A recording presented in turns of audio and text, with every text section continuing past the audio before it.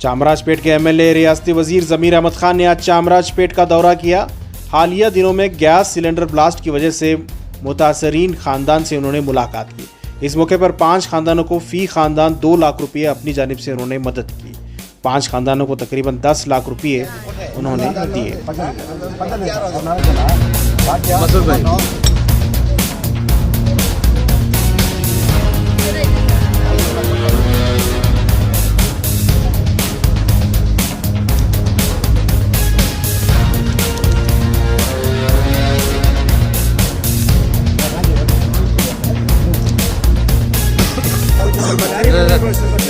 Side line ले, side line.